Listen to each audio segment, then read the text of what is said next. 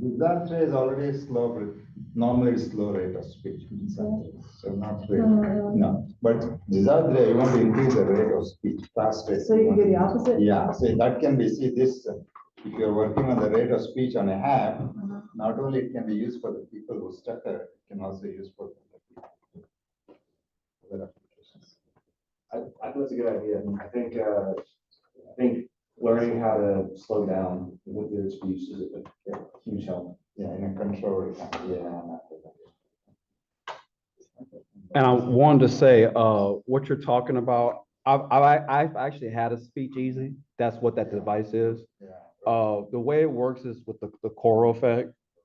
They say when you speak in unison with other people, you tend to not stutter because you're speaking in rhythm. So what the device does is that it basically is a microphone. You put it in your ears like a hearing aid, and then what it does is that when you say stuff, it takes it tones the pitch down, it delays it and tones the pitch down.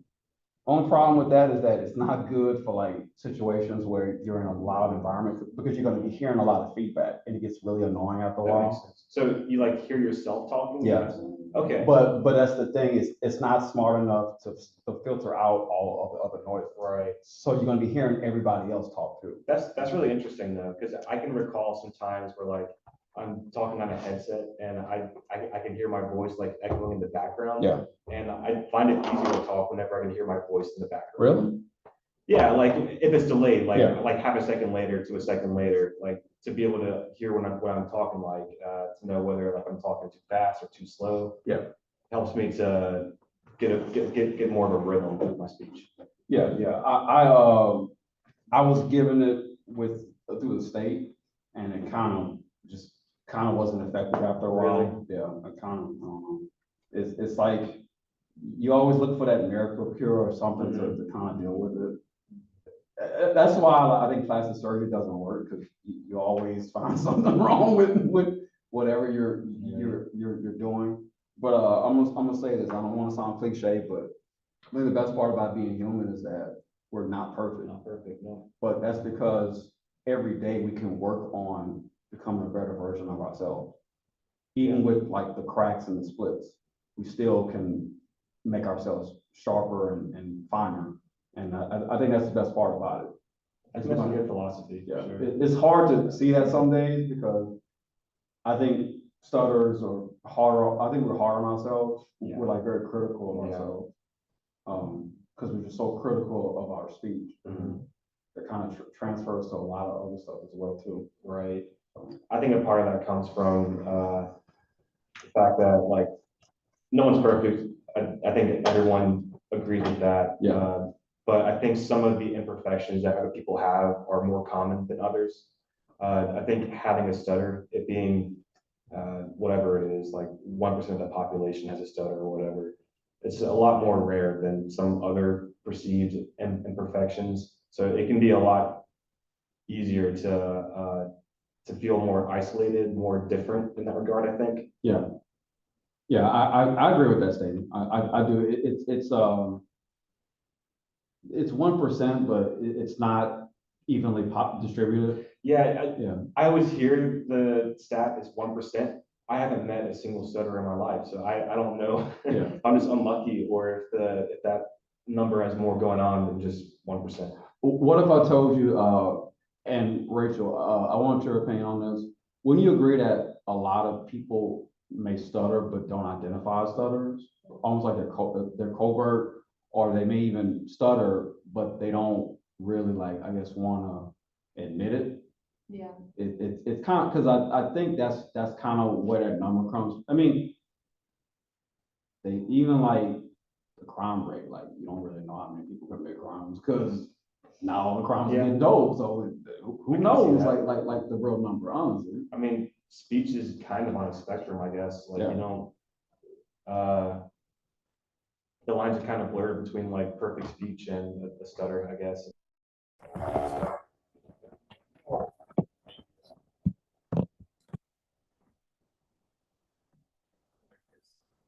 Simulating the situation. Different situations.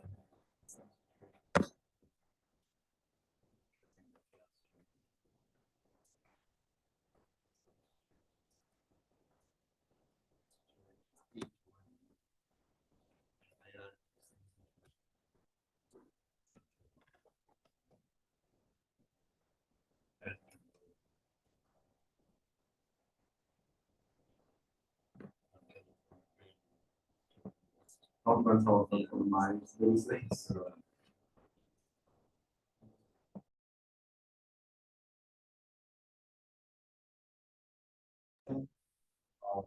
I was like 14. Mhm. I remember that being a very unhelpful experience because after like a month, basically all she had me do was just like read from a piece of paper. And I didn't stutter when I read from a piece of paper. So at the end of like a month, she said, okay, you don't have to stutter. Oh, dang. So yeah, that was weird because that, I mean, I can point to a lot of experiences in my life that make me believe that I'm 100% sure that I have speech problems. To be told that I don't have any problems by a speech therapist is weird. Yeah. So That's weird. not a helpful experience. Yeah. So I never got really much help at all growing up. Yeah, that's College, pretty college. In college, I just kind of had to learn to deal with it. Really? You went to LSU, right? Mhm. LSU has a department. Yeah. Do they? Oh, Yeah, oh, department, that yeah, is we have school, a- graduate school, and also Department. speech and hearing, Speech speech pathology, pathology, yeah. audiology. Should have taken advantage of that. Right. Well, I found my way through somehow, so. I mean, the good thing about it Probably you didn't need it. is That's never too late. better. I mean, you still want to seek out therapy, I would definitely reach out. But I've been told like the waiting list is kind of long now. Is it? Yeah. So, Okay. so I mean, are you willing to invest in therapy? Like, I guess with your own So, fund or? I don't know if I'm so interested in speech therapy right now. Yeah. I feel like I can improve my speech enough just by seeking out opportunities to speak more. I feel like the more that I talk, the better and more confident I get with speaking. Yeah. So I have started doing just like general therapy over the last month. And definitely just having an hour to say whatever's on my head helps a lot. And I've been seeking out other opportunities to talk like this year. I'm interested in some other things like, have you ever heard of Toastmasters? Yeah. Have you ever been? I haven't been, but I know of it. There's a guy that I used to, they used to come to the meetings. His name is Ted Drew. He's a little bit older than us, Mhm. but he mentioned that Toastmasters helped him out tremendously. Yeah, That's that's what I'm hoping to get out of seeking opportunities like this. I don't think speech therapy is going to help me too much at this point. I kind of know, I don't think any amount of like reading from a piece of paper or, I mean, there's probably good type techniques that I can learn from speech therapy, honestly. But I think I would much rather just build up the confidence of just having more opportunities to speak. I feel like I've avoided many opportunities to speak all my life. I don't have the confidence that I think some people have built up throughout their entire lives with just however many experiences people have had talking. That makes sense. Yeah. I just feel like I haven't had many opportunities to talk for long periods of time. This group would be a great help. Yeah, no, I definitely feel it. Y'all been great. This is a great environment. I want to ask you something, but I'm gonna go around the room first because I don't want to try to. We're really happy that you're here, but I want you to know everybody else. Yeah, everyone else is also an equal member here. Don't pay attention. Because before you know it, it'll be midnight. Yeah. So I want to introduce everybody real quick. Mhm. So this here is Rachel. She's pretty awesome. She has a lot of great stories. She's really funny. His name is Ramesh. You can call him RB, like the Arby's restaurant. RB. Yeah. Okay. You want to do that? This lovely lady is my mom. Her name is Debbie. And this here is Kayla. She's all dressed up tonight with her, with a nice little outfit and uniform. And I like the Saturn earrings. I like Oh, them. really? Saturn? Ooh. I like those. Pretty color on you. But, yeah, you know who we are. We have another chapter leader. Her name is Kelly. She had a family emergency, so she wasn't able to come on this month. Okay. But we typically have a couple more people come. We've been trying to reach out to LSU to try to get them to bring some students along so they can maybe talk and just, but we're also trying to get more people to just come to the meeting because the way you feel, your perspective is going to change as you start interacting with more and more people. Mhm. Do you also, are you on Facebook? I don't do any kind of Any social media. Yeah, I've learned that I'm just happier without it. I feel like I go down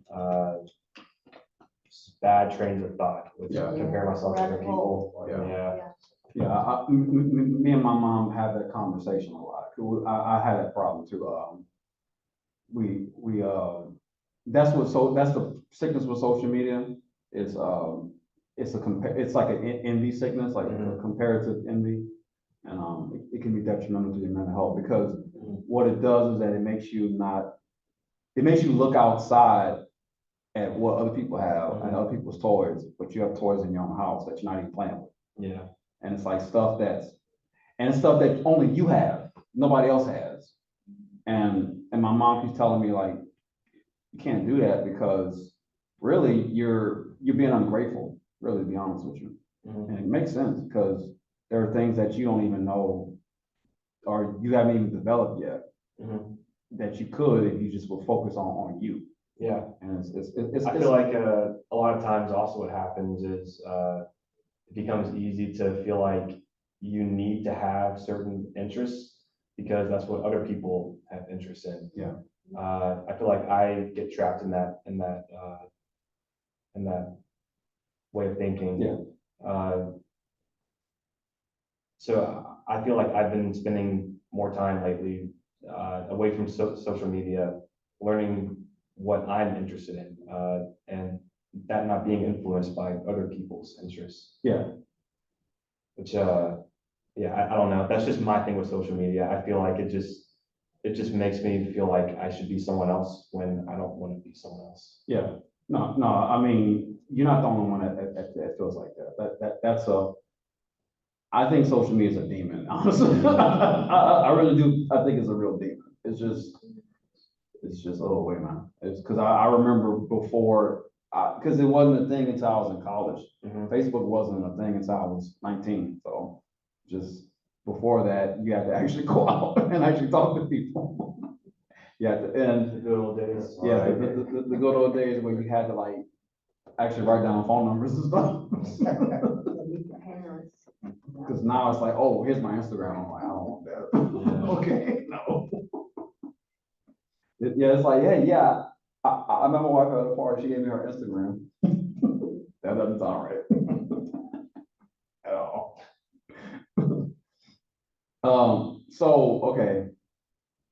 Hopefully this is not a crazy question. I thought about this for a long time, and me and my mom discussed this. I don't know if this is a bad question or not. This is for everybody.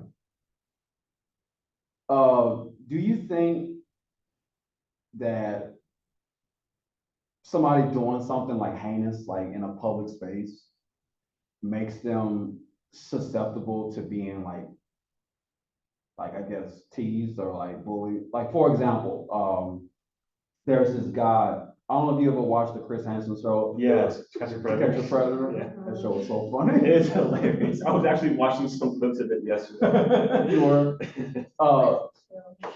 I don't know if you remember, but during one of the stings, there was a guy that stuttered. I don't know if you remember that particular clip or not. I don't think I did. But long story short, there were people that were like clowning him, like talking about him and making fun of him and stuff. My question is, do you think that's acceptable if you do something like that, like heinous? or like a heinous thing, like, cause he tried to meet a, like, an underage, like, Oh, girl. you're asking if it's okay to make fun of the stutter because he did Yeah. heinous. Yeah, If it's justified. yeah, it I- is justified or not. So that's a tough question because Yeah. I get like, to me, it feels like a secondhand insult. Like whenever people make fun of Joe Biden's stutter, I kind of feel insulted a little bit. Yeah. Because some of the ways that Joe Biden talks, some of the mistakes he makes in his speech are some of the mistakes that I make.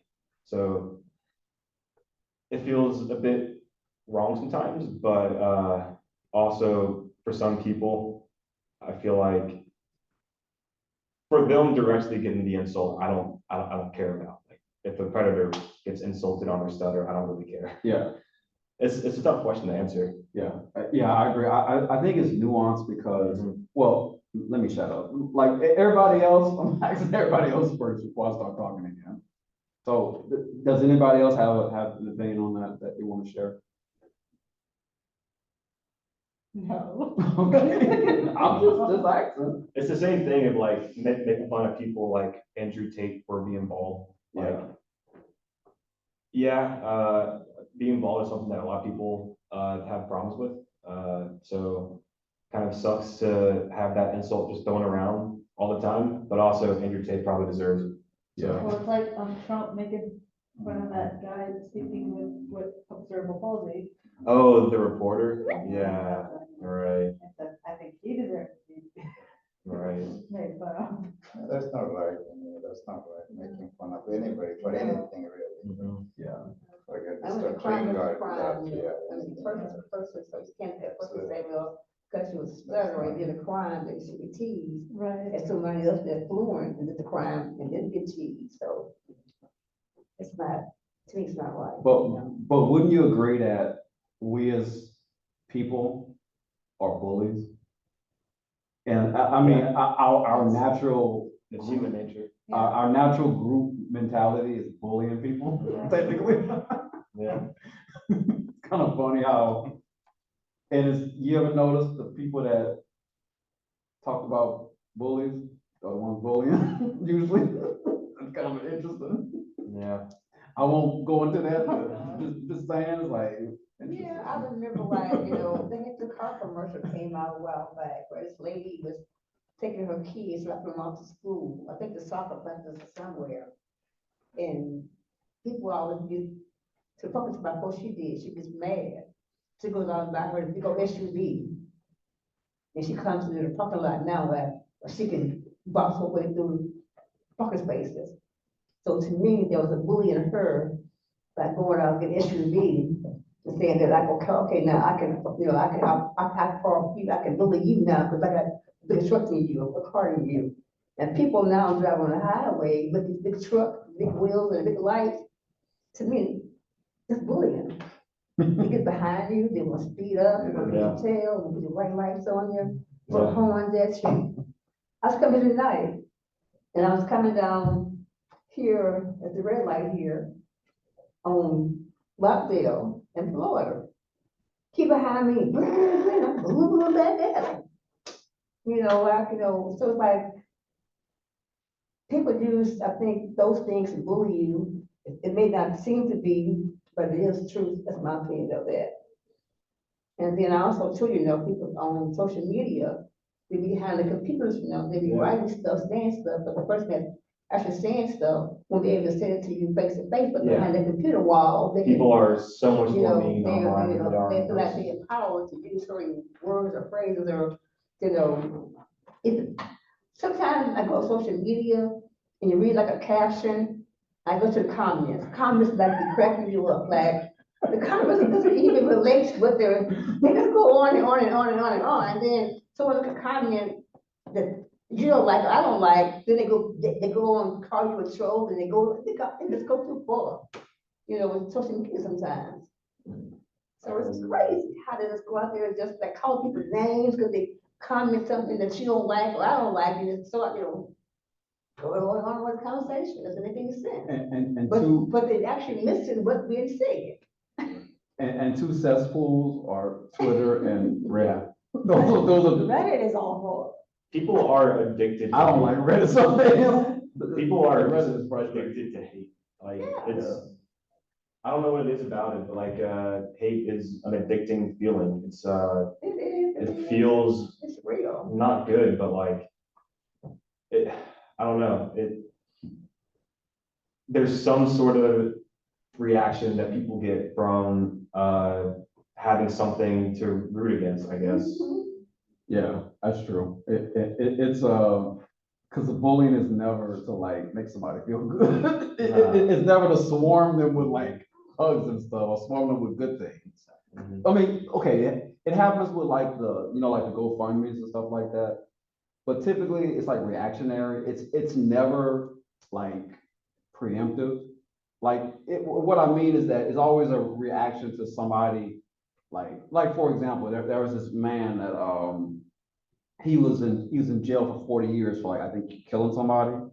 And he gave money, like his prison wages, to like a Palestinian like cause or something like that. And they decided to want to now give this man all this money because of that.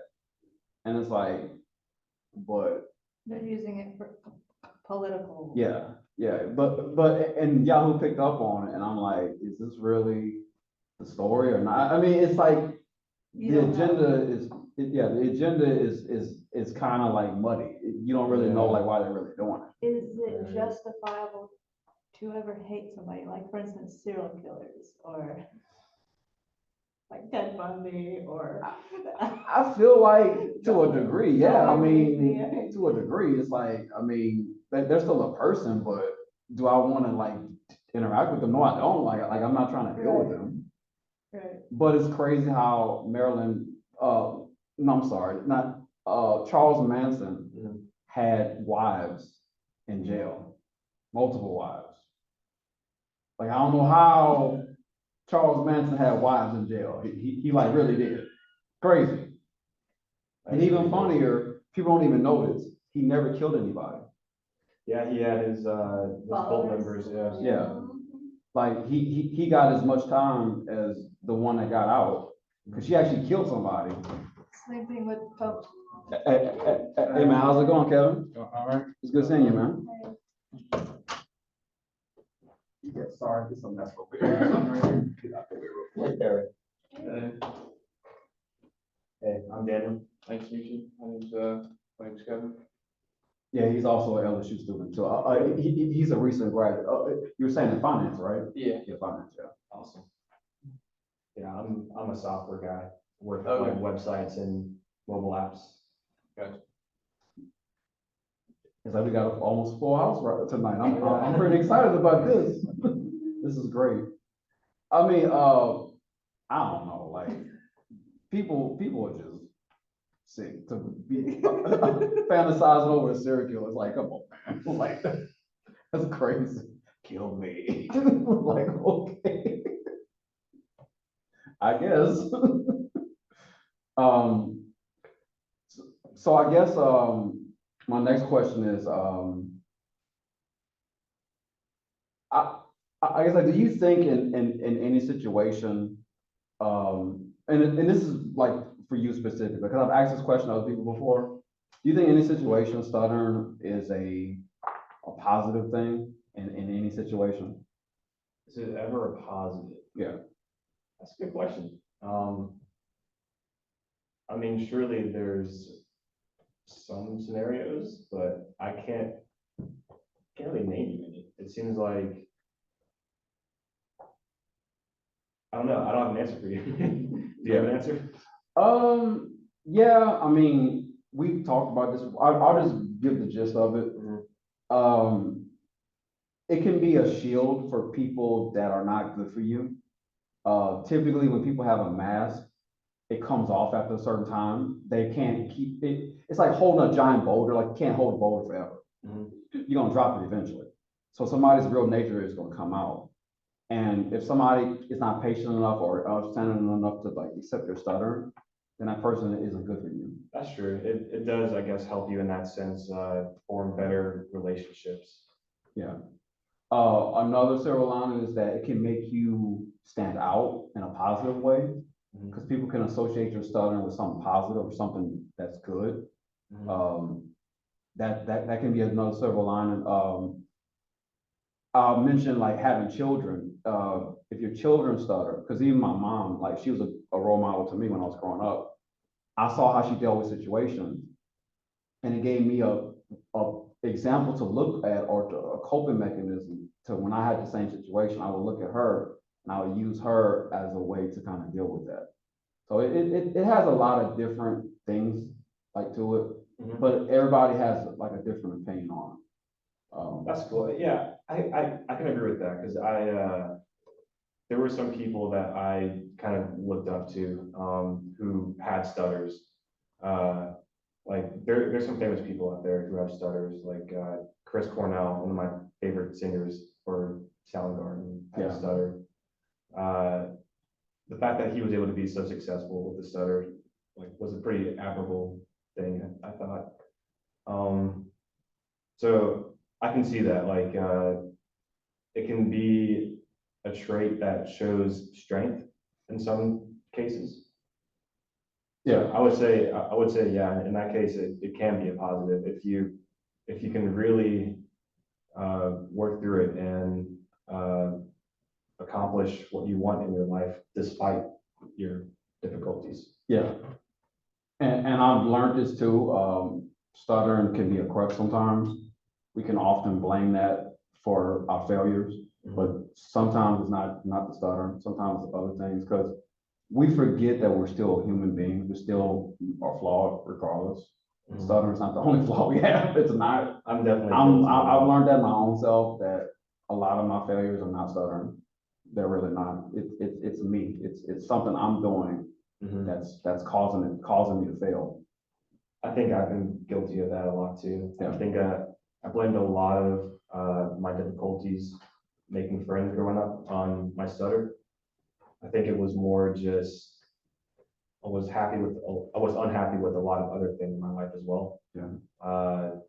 And I guess it just became easy to blame one thing as the source of all my problems.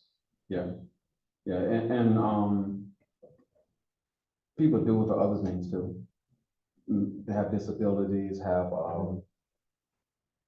deformities. I mean, it's to a degree, it is true to a degree, but it's not gonna always be weighted on one side or the other. It's like when you look at it like a balancing scale, there are like a million different things that can weigh on one side or the other. Yeah.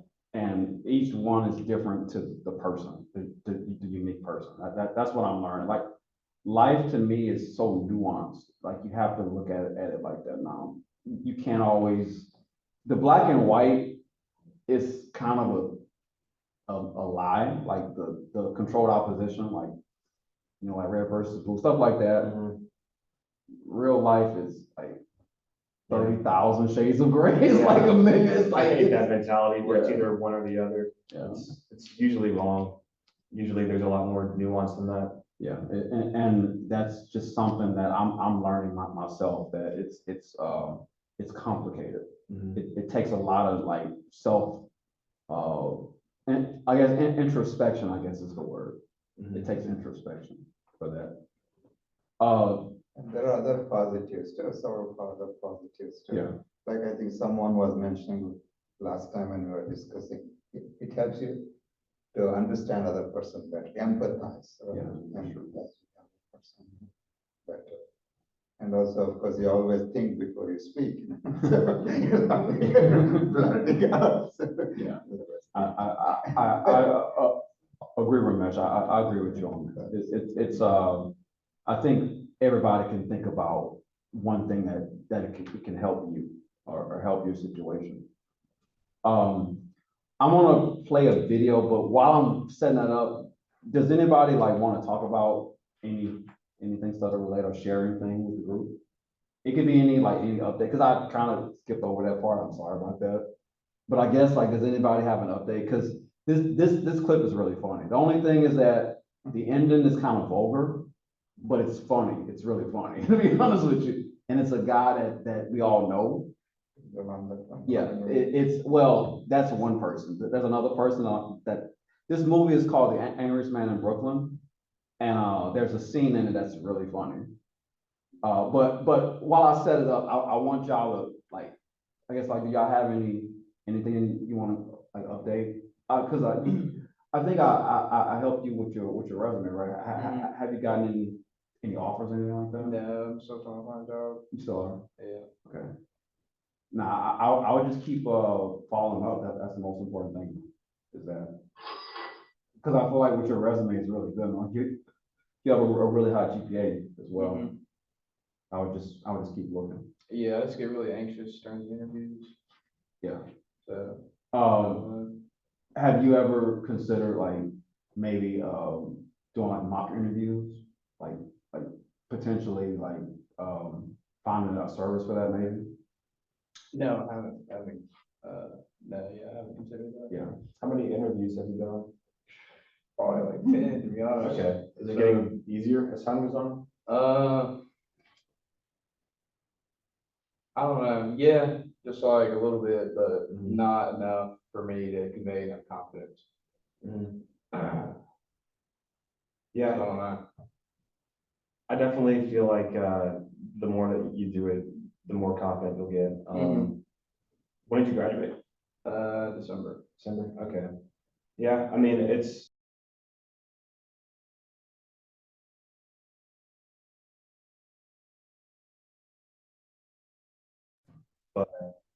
time, like, I would do things like go over the most common interview questions and so on. You're in finance, right? Mm-hmm.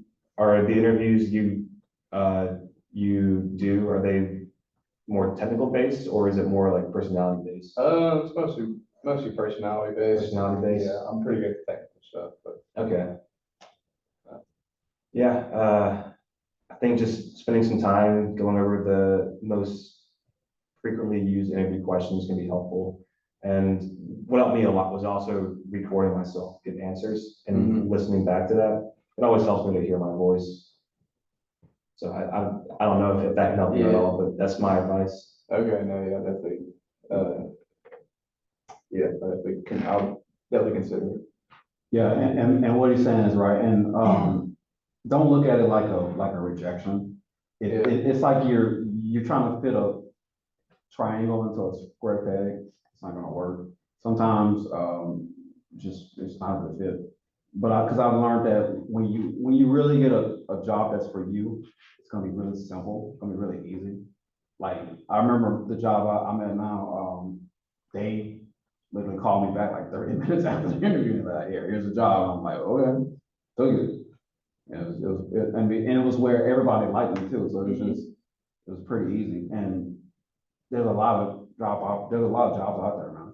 Yeah. But also too, like, you may want to consider like maybe moving out of this area maybe.